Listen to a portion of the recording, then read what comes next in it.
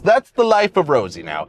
Bitterness because Trump basically lives rent-free in her head. Welcome back. Be sure to subscribe. Let's get right to it. First topic. So Trump is coming after people's student loans. Go ahead, take a look at the clip. Debt cannot be wiped away. It just ends up getting transferred to others. So why should Americans who didn't go to college or went to college and responsibly paid back their loans pay for the student loans of other Americans? The Trump administration will never force taxpayers to pay student loan debts that don't belong to them. Student loan borrowers need clarity, and we're finally giving it to them. Borrowers will now be clearly expected to repay their loans, and those who default on their loan obligations will face involuntary collections.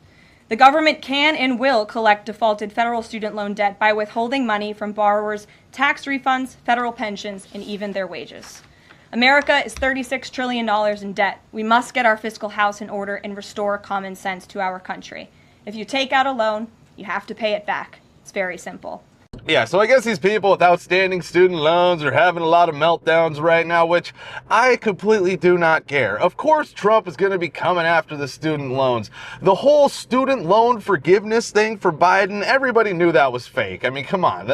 Everybody knew that was never going to happen. And in today's world, when college is just so pointless, frankly, I don't even really think we need high school anymore. What was the last thing you learned in high school that you actually used in today's world? You know what? Your algebra? No. You haven't learned that. You haven't used anything from high school except for maybe like an art class or something when you go and do some ceramic painting or something, right? But other than that, yeah, college, basically high school, pointless. Unless you're going to college to be like a doctor or some sort of engineer. We need to make sure that people in the medical field know what the hell's going on. Not woke going on, but actually really know what's going on. And people building our buildings and bridges, they should know what's going on too. But yeah, all these other people, no, the taxpayers are not going to pick up the bill for your liberal arts degree, so you can just go spread wokeness to the rest of the country and try to dismantle the country with your wokeness. Because that's basically all your degree is good for now. Because all these degrees are basically going to be, made obsolete from AI anyways. So, and if you don't see that, then basically I really have no hope for you. But all right, let's get on to the next topic here. Rosie O'Donnell claims she's happy in Ireland. Go ahead, take a look at the clip. Yes, as you know, some people entertain the idea of moving abroad after the 2024 election. You actually did it. Tell us about your experience so far, and do you have any regrets? I have no regrets. Not a day has gone by that I thought it was the wrong decision. I was welcomed with open arms. I knew after reading Project 2025 that if Trump got in, it was time for me and my non-binary child to leave the country. And although I was not one of the celebrities who announced that that's what I would do, I made the decision within my family and my therapist, and should he win, and then when he did, we made the plan into action, and we were gone before he was inaugurated. You've been a longtime critic of this Trump administration and a target of President Trump for that matter as well. What has it been like watching the last few months unfold from abroad? It's been heartbreaking, I have to tell you. I knew that if I was in the United States and watched him destroy the country and the Constitution and really pay no mind to any of the laws that the founders stood by and that our country stands for as a beacon of shining light and freedom for the rest of the world, that should he do what the Heritage Foundation said he was going to do in that Project 2025, that we were going to be in big trouble. And it's as bad as they promised and even a little bit worse. And it's been heartbreaking and personally very, very sad to watch. Yeah, so first of all, do you think Rosie is really happy over there? Does she look like she's just happy as a clam, or does she still look bitter and just pissed off that Trump is, doing the damn thing in America? And this whole, oh, well, I had to move here for my non-binary child because of Project 2025. First of all, Trump denounced Project 2025 multiple times during the campaign tour. And this whole, oh, my non-binary child, of course she she has a non-binary child. That's the easiest one to have. You just say your kid's non-binary.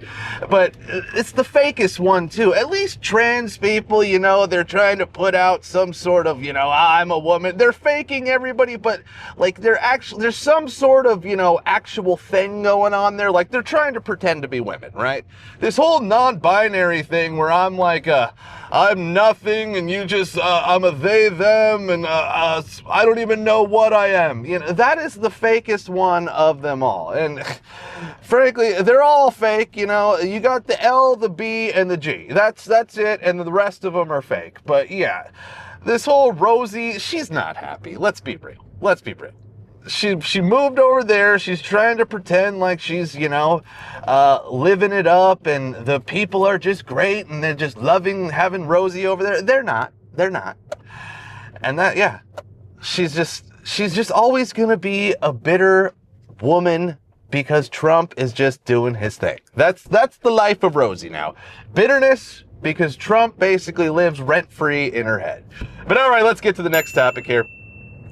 So Kier Starmer, the United Kingdom Prime Minister, magically changed his stance on what a woman is. Go ahead, take a look at the clip. We saw protests this weekend in Bristol, as Paul mentioned, about the Supreme Court ruling. Do you believe a trans woman is a woman? Look, I think the Supreme Court has answered that question. So you don't believe a trans woman is a woman? Look, a woman is an adult female, and the court has made that absolutely clear. I actually welcome the judgment because I think it gives real clarity. It allows those that have got to draw up guidance to be really clear about what that guidance should say. So I think it's important that we see the judgment for what it is. It's a welcome step forward. It's real clarity in an area where we did need clarity. I'm pleased it's come about. We need to move and make sure that we now ensure that all guidance is in the right place according to that judgment. What are your words for the trans community who are worried about what this could mean for them? Well, look, I think it is important that we have clarity about the law. That's what the Supreme Court is there for. So obviously that's an important and welcome step, and we go forward from there. So do you think he's really happy about the ruling? Take a look at these pictures of him at a Pride festival. Yeah, I don't really think he's too keen on the fact that the Supreme Court ruled of actually what a woman is, and now he can't perpetuate this lie to his people. Of course, now that the Supreme Court came out and said it, he's got to go out there and be like, yeah, you know, I'm happy they did that, and finally it's good. We're getting on the right track. No, the guy's pissed off, right? Because it's just another thing that they can't use to control the people, right? Like, especially in the UK, because they're all about controlling their people. Now, if you say anything online that's deemed as offensive or whatever, you can just be put in jail because, you know, you might have offended somebody. But yeah, see, this is a big blow to the woke elites over there in the UK because, yeah, it's just one less fake thing that they can use to fake their people, folks. And like this Kier Starmer guy, everybody basically hates his guts anyways because he's completely destroying the UK and just, you know, letting all the Muslims come in and, you know, the Pakistanis, and it's just, if you know, you know, over there in the UK, it's a terrible scene. They're probably going to cease to exist here in the next couple of years. But they had a good run, and we hope for the best. And maybe this ruling from the Supreme Court might actually get them off into the right direction, but I doubt it. But all right, let's get to the next topic. So an Australian news segment gave us probably the most wild interview of all time. Check out these twins. Witnesses are recounting some of the drama that unfolded on the Sunshine Coast this afternoon. Two sisters have told how their mother and man raced to help when the carjacked SUV rolled on Steve Irwin Way, only to find the gun-wielding car thief emerging from the wreck. Here's some of what they had to say. And one guy, he was up there with our mum, and he went up there and he was coming back down towards us, and he goes, "Run, he's got a gun." And our heart started to pound, and I said, "Oh, Mum, where's Mum?"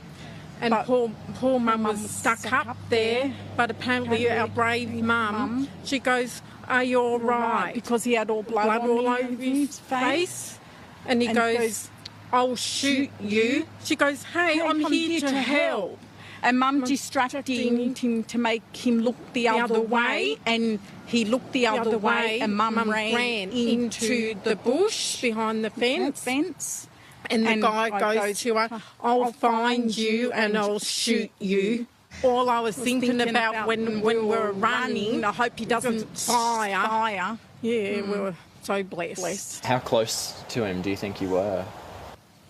Well, see, he was up there and we were past our when you driveway. You don't think of all of that at the time.